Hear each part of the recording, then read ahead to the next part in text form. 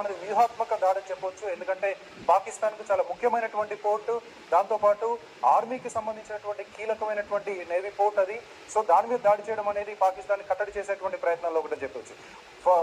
First స్టెప్లో ఏదో ఇంత పెద్ద న్యూస్ జరుగుతుంటే, ఇండియా పాకిస్తాన్ వార్ జరుగుతుంటే, వీడేమో TV9 లైవ్లో ఓడు శ్రేయస్ అయ్యర్ అంట వాడి పేరు. వాడు ఏం చేస్తుంది తెలుసా?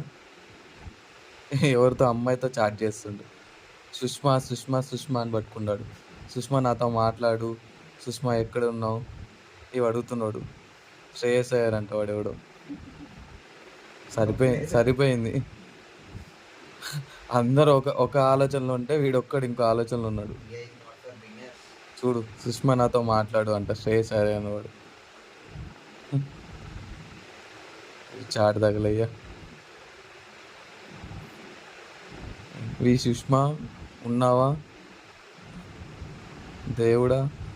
ఈ చాట్ మొత్తం సుష్మా మీదే ఉంది.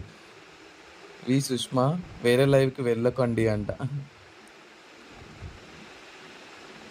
ఇది ఎక్కడ సుష్మా గోలరా బాబు? ఇండియా పాకిస్తాన్ ఆర్మీ కంటే వీళ్ళదే ఎక్కువ ఉంది దాడి.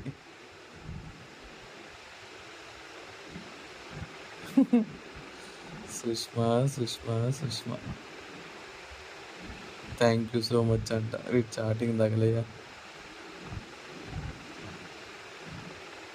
వారికి దానికి ఎటువంటి సంబంధం లేనట్టుంది. సుష్మాన్ పట్టుకున్నాడు శ్రేయస్ అయ్యర్ అంటే ఒరిజినల్ నేమ్ లేదు కానీ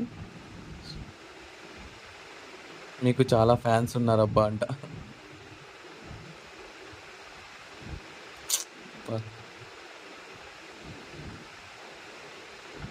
చూసినావా? సుష్మా గుడ్ నైట్ చెప్తే సుష్మా మళ్ళీ ఎప్పుడు వస్తావో చెప్పు అంట.